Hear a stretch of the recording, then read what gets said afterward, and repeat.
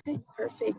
All right. My name is Fatima Lavariega. I am a second year at UNCG. I'm double majoring in public health and Spanish, and I'm doing a public disease course. And I'm supposed to be interviewing public health professionals and asking them questions about disease prevention, health equity, surveillance, and how the things we're learning in class connect to the real world. Okay. And just for the recording, it is okay if I record our conversation, correct? Yes, that's Okay, fine. perfect. And we're still scheduled for 20 to 25 minutes. Does that sound okay for you? Or whatever you need. Perfect, perfect. Will you introduce yourself for me, please? Yeah, And Mike a little bit Zelek. about what you do. Yeah, sure. I'm Mike Zelek. I am the Public Health Director for Chatham County, the Chatham County Public Health Department. I've been in this role since June of 2020, and I've been with the health department since 2012. It's about 13 years. Before that, I come from the health promotion side, so my background's in health promotion, health education, health behavior. Um, and kind of the data communication side of things before transitioning over our kind of health promotion policy division and the health department as a whole. All right, perfect. Thank you for that. So the first question that I have for you, we're going to go back to COVID. Since COVID and the pandemic, have you seen any health needs shift in Chatham County? Yeah, during COVID, it wasn't that we only did COVID, of course, because there were other things that go on all the time, but it was such a big focus of our work. And I think as that kind of slowed down, where we were, so hyper focused on, controlling this novel virus and the pandemic, we kind of were able to shift our focus in some ways back to what we had been doing and also towards things that were growing. So not all new things, but maybe growing things. I think mental health certainly has been an issue, particularly youth mental health, working with our partners, substance use, opioid use disorder, things like that. And then, of course, chronic disease and things like that public health's been known for, the diseases related to Mhm. healthy eating, active living. Yeah. Um, have you seen like how over the years, since you have been with Chatham County quite a while, how the department approaches different diseases in different ways? Yeah, I mean, I think we do it through a number of ways. That's the fun of local public health. You have your kind of direct clinical services. We don't do primary care, but we do a lot of direct services, family planning, STI, communicable disease. So working directly with individuals in the community, and then you look at the environmental health side. So, we're doing restaurant inspections, trying to prevent like outbreaks and more Yeah. population level things, water quality, responding to things like extreme heat and things related to climate change. So kind of the community base, and some of that ties into the policy level. So we're kind of hitting it all level, the individual to the community, all the way up to the systems and policy that we've been trying to do more and more on. Um, Building coalitions. I'll say it now. I'll probably say it again. Public health is a team sport, so we really need Mhm. everybody to be successful. We can't do this work. So we do a lot of our work in partnership with others, whether that be other agencies and organizations or community members as well. Yeah, we take a pretty broad approach to the work that we do because that's what's necessary to tackle big problems. But I think that's part of the fun and the excitement of local public health. Yeah, you kind of covered one of the other questions that I had for you, which was what role does community engagement play in building trust around disease prevention and prevention efforts? So I grew up in Chatham County. I went to Chatham Middle and Jordan Matthews High School. So I know El Vínculo Hispano is a really big community partner, especially during COVID-19. I remember they would have little pop-up vaccine places, and I was a part of that. So kind of tying public health and what I used to do back when I was in high school and volunteering, it's kind of surprises me how much it ties in together. Oh Um, yeah, very cool. have you seen like how different approaches um, are more effective? Like, do you reach out to certain like faith leaders, schools, other community leaders?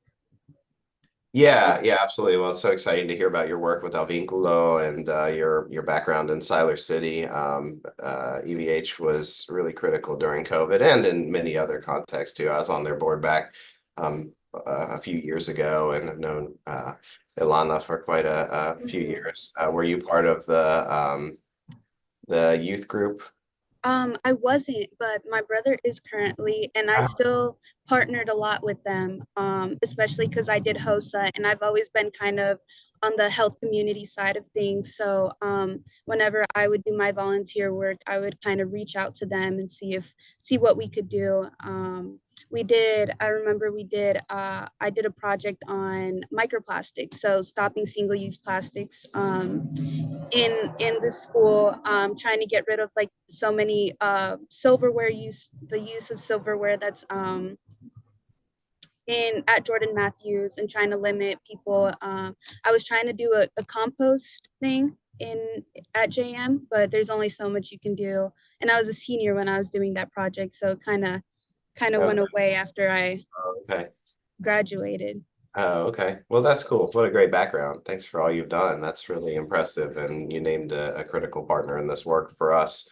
But to your question around community engagement is huge and building that trust and relationships. I mean, I think COVID is, such a great example to the importance of so many of these things. It's not the only one, but as I said, we can't do this work alone. And it requires that trust and that relationship to get there, whether that's, like I think about one of the core functions of public health, our communicable disease nurse. Maybe it's a tuberculosis case, and we, want to make sure the individual with TB has the care they need to get healthy, and we also want to make sure that it doesn't spread to others. And to accomplish that, it really takes a relationship and a trusting process to know we're here to support you, and your family and those around you because, we care about you and we care about those around you. Um, if you during COVID, we did case investigations. So when somebody had COVID and we called them up, who are your contacts? But it was all over the place, and that's less effective in public health. You kind of plug in holes of a much bigger leak. But in the early days, especially, it was trying to do what we could to prevent the spread. And if you don't have that trust, they don't talk to you. They don't share those contacts. It's a hard thing when I say, tell me the names and the phone numbers of who you may have been. That takes some trust to get to. Or we Yeah. on our side may recognize the challenges that and the limitations and have to trust that if we give you information, then you can share it with those folks if we can't get in touch with them. So it goes both ways, and it's hard. It's hard, we're a government agency, so we recognize that there's different feelings about that out there. And so I think, I mean, you know Chatham, I'm sure better than I do, but so much of Chatham is knowing people, right? I mean, Yeah. it's a growing community, but it's still kind of a small, tight-knit community. And that trust is often through word of mouth and chatting and for us, directly with community members. We have staff who are from this community and are very passionate about that and can connect to folks in the community and kind of um, leverage those relationships to hopefully advance public health. And then working with partners like EVH or the school system or anyone else to kind of get that messaging out there. Yeah, I've what we've learned so far, I think that confidence and trust is something that I see over and over again, and it's like emphasized really strongly of how important it is um, to reach out to certain individuals. And a question about how you said like receiving information. How does your department use like that data that you get, like health assessments or surveys that you guys take in your guys' work? Yeah, I mean, it's very important to us, and we've done a lot of work. Our team, I give them credit, have done a lot of work to make that data meaningful and really community driven. So community members, sharing their input in designing the surveys that we create. And then obviously when they respond to the surveys, really putting a lot of effort to getting out there, to having them in English and Spanish, and making a lot of effort to get Spanish surveys, which is which is very important. But I'll just give you an example. Like we have a really robust community assessment process, and we do every year we do a survey, which is pretty novel for health departments. We just sent ours out, so we do like a mailer, and people can go online or mail it back. We include a paper survey. It's like a random sample of Chatham households, but we'll go door to door as well. And what I've learned doing those surveys is different people respond different ways, right? And that's not wrong. It's just the way it is, And so oftentimes, if we just did a mailer, um, our responses in Spanish would be pretty low. Like we typically Yeah. don't get many back. But if you go door to door, you're more likely, especially if you have some trusting relationships, there can be quite a high response rate sometimes, present situation and fears Hmm. aside, I guess. But in general, we've gotten great response. And so we put that extra effort in because we know how important this perspective is. And we don't want, a population or community to be underrepresented in the feedback that we use to then guide our work. So we take these Yeah. surveys, we come up with priorities. We work with a coalition called the Chatham Health Alliance, which is a lot of association and organizations and community members coming together to work to improve the health of Chatham County. And we use it to inform our own work. So we're offering some new services based on some of the feedback in that process, that community assessment. So our goal is to not let it just sit on the shelf, but to say, like, this is what the community's saying, and we want to do what we can to act on that, and also to use it to see how we're doing. So we can ask, Hmm. see how the health's changing. Like during COVID, there were some impacts on it. We wanted to understand better. So we asked, have what impacts they had, both about like disease, have you had these symptoms like in the early days? And also like, has it affected your job? Has it affected your stress levels? What impacts is COVID having, so that we could then try to do what we could in addition to the hard work to try to control the pandemic as best we could, but also deal with some of the other kind of impacts of that response. Yeah, so it definitely shapes how you make decisions going forward. Mhm. How would you say that you use this data to like make it more understandable for the public and other? I know you said having Spanish things available for Spanish speakers, but how do you make it to where a regular individual would be able to understand? That's a really, really good question. I think there are a few ways to look at it. One is how we display the data. So the community health assessment is a requirement of health departments and hospitals. So it's a big report, and there's some value to that, but not everybody wants to read 300 pages. So Yeah. unfortunately, I think it's great, and I always tell them you should read it all because it's just so informative. But that's not how everybody's wired. So we actually, it's supposed to come this week. We'll have like a much shorter, condensed version. That's like a short printout and we've always had like a much shorter version that shares the highlights and the takeaways, so that it's a little bit more digestible in different ways. Some people really like online data dashboards. So this year we were able to create a dashboard. So if you go on our website, you'll see it. It's not everybody loves the dashboard, but I think a lot of Mhm. people do like that interactive thing and really like to get in the weeds of data. They might not want to read the whole text, but they want to like see, they can digest the graphs and everything and share it. And then kind of it helps them understand what's going on in Chatham County. And then the other things I'd say is like community presentations and getting out there and just speaking to people and taking their questions. So there's that opportunity for a conversation. And I think that's important. But different audiences are going to, we can kind of tailor those presentations to different audiences. If you're going to Yeah. the commissioners, it might be one thing. If you're going to, I think they're presenting with folks with the Hispanic liaison this week. So it might be a different focus of what data is of interest for one and how it's communicated. Um, Yes, and in the past we've also done like short like topic reports highlighting specific issues because the community assessment's really broad and covers like high level of everything, but maybe there's an interest in mental health or youth mental health, so we could have a graphic on there. But yeah, I don't know that it's like perfect, and I think it's something we can always strive to get better at how we communicate it. And you know, I mean, not everybody hears community assessment and is just like jumping up to whatever format you put it in, or you're like, Yeah. it's exactly what I want to read. But trying to put it out there and then connect it to the work that we do and the needs that folks have so they see the value why we do this, because to me that's like really important public health work.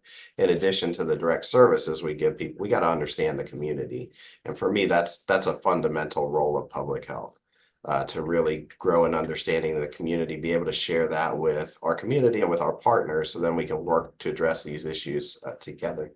And some of it's very useful to grant writing, for example. People come to us and say, yeah, I really was able to use the data you had. I couldn't find it anywhere else, but because you all do this survey, you know, I could pull this out and put it in a grant application and get some funding to help do the work that we do. So yeah, many ways, still a work in progress on it, but I think for me, it's kind of like the more options, the better. And of course, you mentioned having things bilingual, and that also the shorter reports are conducive to that. I think translating a 300-page report is very challenging and not something, admittedly, we've taken on, and I don't know how much it would get used in that way, but some of the shorter reports, we have that opportunity to do so, or presentations. Yeah, definitely. I think data is one of the most boring parts about public health for me, but I know how important it is.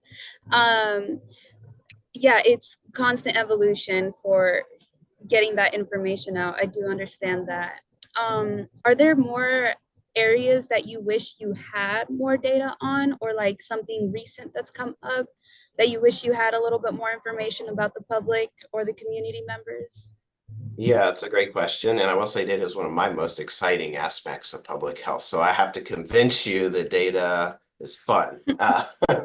But there's obviously a lot of public health, and data by itself, if you don't use it to do anything, doesn't have a whole lot of use, right? You need it. It should Yeah. inform the work you do, and it should tell you how you're doing in that work. And I think that's really critical. And it can be qualitative, quantitative, it can be a mix of all those things. In terms of more data, we always love more data. So I think I think for us, you know, it's kind of like you get like the community assessment, you get like you scratch the surface, and you always, you know, one data point leads to questions about more data points. So you may want to know, you may get data around people's access to healthcare, and then you want to know, well, like what types of healthcare are we talking about? Like, and then within that, what specialties? Like you can always dig Yeah. deeper to kind of understand. Because if I say people cite access to healthcare as an issue here, access to healthcare services as an issue, you're like, okay, which ones do we need? You know, like is that all the things? You know, do you need every healthcare service, or do you need to hone in on what a specific area? So I think a lot of what I'd say just in general is more specific data to specific issues or specific areas within the county. That's often a logistical challenge, or communities within, or demographics, or whatever it is, from an equity lens, to be able to like really delve in and say, okay, maybe overall as a county we're looking good, but when you really delve into it, it doesn't look the same across, you know, all areas, Well, or yeah. Siler City versus or Northeast Chatham or Southwest Chatham. Those are very different places, and so kind of understanding that. But yes, I could speak for a long time on that, but I'll let you go to your next question. No, yeah, I think that is a very something we've also learned that different areas have different demographics and everything affects everything. The next question what I had was that looking forward, what do you see is as like one of the biggest challenges or opportunities that you see in public health, especially in Chatham County? Well, something I guess I'd highlight, I think there's so much there. We are, again, informed by results of our recent community assessment. working to add a few services through our clinic in Siler City, which is just around the corner from your high school. And treatment for those with opioid use disorder, and related harm reduction services like getting naloxone out to reverse overdoses, things like that, which we've been doing. PrEP, which to help prevent HIV transmission among those at higher risk, especially something we're adding, and treatment for Hep C. So it's kind of this intersection between like harm reduction, substance use, and communicable disease. I think two areas of importance to public health here in Chatham and certainly beyond. But I think for me, how we kind of like marry all those things together, and hopefully we add one and it helps our other work. If we get somebody in the door, for one thing, maybe they can take advantage of other services or resources that we can offer that can benefit them. So I think for me, that's kind of a piece of it. But there's so much to it. I mean, water testing or well water testing is something we've been really working on Yes. recently out of our environmental health team. So we've done a lot of work to make well water testing more affordable, which is really exciting. We're also working on some stuff around contamination with PFAS. I don't know if you're familiar with this contamination. So it's called a forever chemical. It comes from like for example, Teflon or things that are like nonstick pans sometimes use this stuff, and it turns out it's bad for you. So as many things are, and it gets in the water. I was only kind of understood going back a few years ago, really, like it really kind of emerged as an issue. And it comes down the Hall River into Pittsburgh and hit their water system, and they found out about it and they put some expensive filtration systems in to address it. But we're looking at a lot of what our purview is from a regulatory standpoint, is our environmental health side is private wells. And so how can we make PFAS testing available and get kind of an understanding of what's going on in the private wells to see if it is an issue. It might not be, but we want to understand it so we can then give our community the best information that we have to help them protect their health. So yeah, there's several things, but maybe that's for me some of the highlights. Yeah, there's a lot of preparation that goes into public health and working around the issue. Well, the last question that I have for you is, if you could change one thing about public health, the public health infrastructure specifically in Chatham County, what would it be? Man, that's a good question. I mean, I guess it's Chatham, but it's kind of beyond that. Maybe I'll start, which is like stable, secured funding. And why I say beyond is that we're very fortunate in Chatham. We have support from local policymakers and the local county government that invest resources into public health.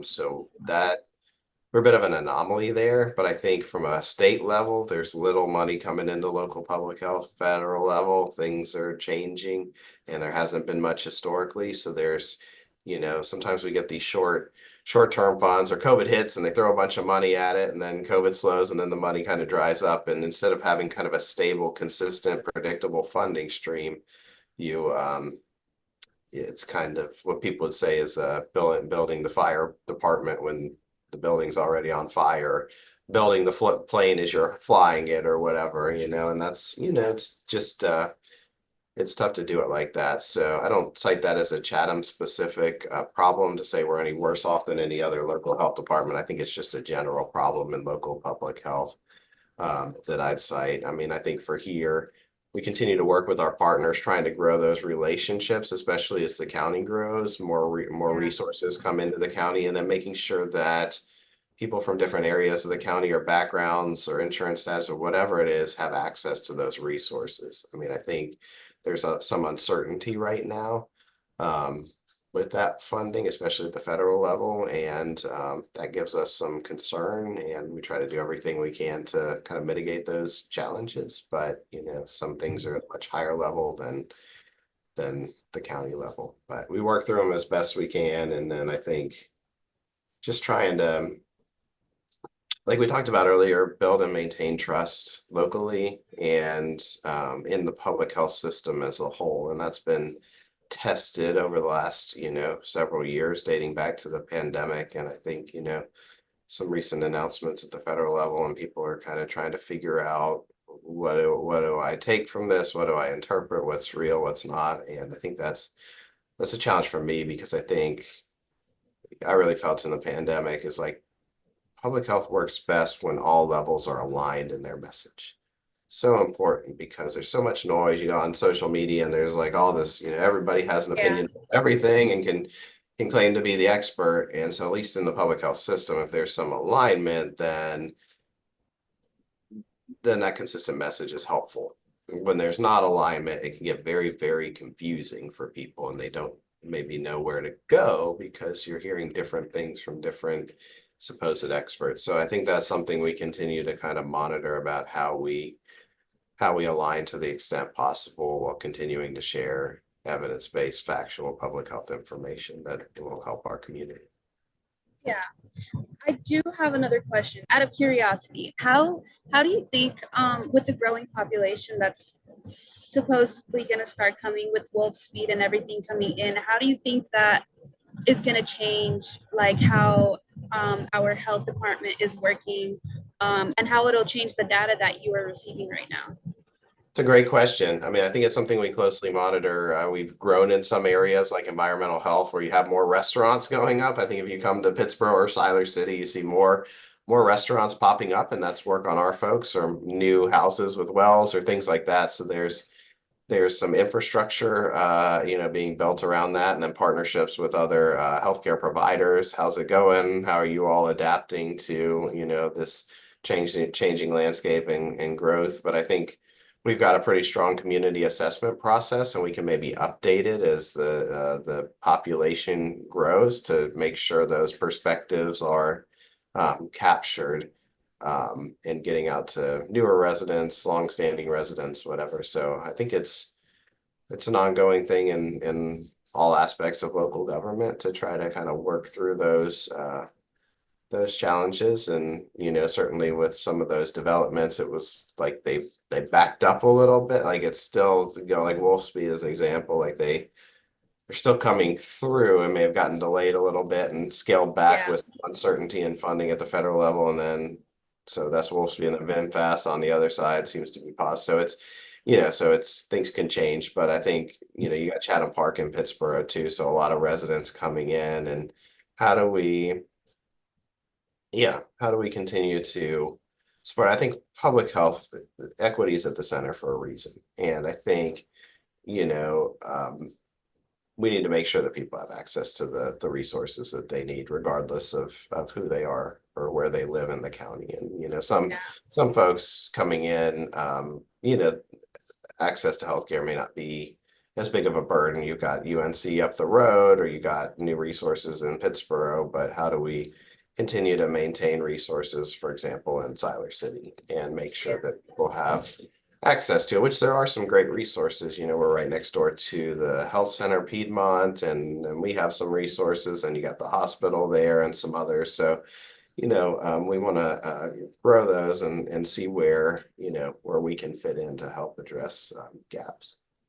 yeah. I think there's a very, I wouldn't say big difference, but there is a difference between Pittsburgh and Siler cities, population wise, ethnicity wise, and I think, mm, there's not much education in Siler City. I think there's a little bit more fear in Siler City than there is in Pittsburgh. Um, but I do believe that there are a lot of resources. The health department, like you said, does, for my family specifically, it did help my family out a lot, and they do have certain things that are offered. Oh, great. But yeah, to wrap it up, because we're almost out of time. Thank you for Yeah, taking the time again to speak to me, and for your insight. I really appreciate the opportunity to learn from your experience. Um, awesome. yeah, if is there anything else that you would like to share that would like help me as a student while learning through the public health diseases? I would just say that you put a lot of great questions into this. I can tell the thought you put into it. You really hit you made me think as I reviewed them, and yeah, I thought every question you put together was on point. So I just want to give you a shout out for that. Um, I guess selfishly, I'd ask. I mean, you mentioned fear. I was going to say, like, where do you see as the needs for your community, and one kind of big picture, and then you mentioned fear. So I wondered if you could kind of expand upon that. Yeah, of course. I I guess for my parents, before I didn't grow up with health insurance. So we never had health insurance because we didn't qualify for Medicaid and my mom's job didn't offer any health insurance. But I think vaccination wise, while I was in high school and in middle school, we were always very last to get vaccinated because my mom was under the impression that we would have to pay. But then we talked to the school and stuff, and they had mentioned like, oh, you can go and you give your information, and you'll get your vaccines for free if you're under 19. I think that's kind of one of the main things I've learned in public health how important vaccinations are. But my mom was scared to give her information out because my mom doesn't wasn't documented at the time, and I think a lot of under individuals have that same fear. With one of the pop-ups that we had for with El Vínculo and the Hispanic liaison, a lot of individuals didn't want to get vaccinated because they didn't understand what that vaccine did. My parents weren't vaccinated either until that pop up. And I remember I don't remember his name, but he kind of explained to my parents what the vaccine was and how it worked, and how it wasn't going to really affect them, but it would affect the community as a whole because it would help protect other people, including us. So the fear is mostly when it comes to the not understanding what everything means specifically, because as you said, not a lot of the stuff was in Spanish, and the stuff that was in Spanish, it was mostly by mouth that was explained because I mean, my parents didn't they didn't grow up, you know, going to school and learning about all of this stuff. So having someone explain it to them, it really did help. Oh, that's really helpful to hear. I'm so glad they get it. Was that pop up in downtown Siler City or was that? Yeah, there was a little flea market downtown where the old Dollar General used to be. Um, Uh, Chinese, where the PTA is, the PTA oh, thrift oh, store. yeah, yeah, yeah, over by the There countryside. was, Yeah, yeah. yep, right there, right there. Yeah, there was a little pop up there, and I think that that one did bring a lot of. I'm not sure exactly how many people it brought in, but it sure like it brought in my family, neighbors, people I knew. So I think whenever I look back to that a lot as one of my like that trust that people build with community leaders and individuals. So Great. Yeah, that's awesome to hear. Very cool and great that it reached your parents so they could get that resource too. And yeah, I remember when I talked with Alana about it, like I want to say it was like August of 2020, when the vaccine, 2021. It was like downtown Siler City. It was like a whole big event. Like I think it was part of the Fiesta or, oh some, yeah, if that it's, they I guess, also have some pretty good. yeah. So it was, yeah, and at that point when they did it, I know I'm going over time here, but they you know, like January vaccine really comes out and everybody decides, everybody's calling the health department, everybody, it felt like everybody in the world like wanted us all of a sudden. And then, by like April, it was like very hard, or April or May, it was very hard to get the people vaccinated because kind of people who really wanted it had gotten it. So things really slowed down. And then it was like by August, it was like really slow, and then there was this event with, Hispanic Liaison had some grant funds partnership with Piedmont and with UNC, and we were, involved a little bit. And, they had this event. And I feel like 100 people or something got vaccinated. I told one, I'm like, I haven't seen this many people get vaccinated in like 5 months. This is really like Yeah, amazing. yeah. The Yeah. fiesta was a really, it always is. I don't think we're having it this year, but because my mom works a lot. Also, my mom owns a food truck, So Okay. she works a lot with the Hispanic liaison because she provides them with food and stuff. Okay. Um, and yeah, they do always every year they have something health related. And they yeah, the opioids. Whenever you talked about that, I know we have the little like if someone is having an overdose, they have the Narcan. little Yeah. yes, yes. I Yeah. have one of those in my car, and I think Oh, I got great. it from one of their little stands from Oh, the okay. Fiesta last year. Oh, So great. Yes, we would have yeah, presents. Yeah, they switched to Festejo they just had last weekend. I wasn't able to go, but yeah, they just with the fear and the uncertainty now, I know that they kind of canceled their Fiesta, but they wanted to keep something going, so they shifted it, downscaled it a little bit, downsized it a little bit, and kept something going. We helped sponsor it too. But it yeah, that it's great to hear your stories. I mean, I think your focus on vaccine, how important.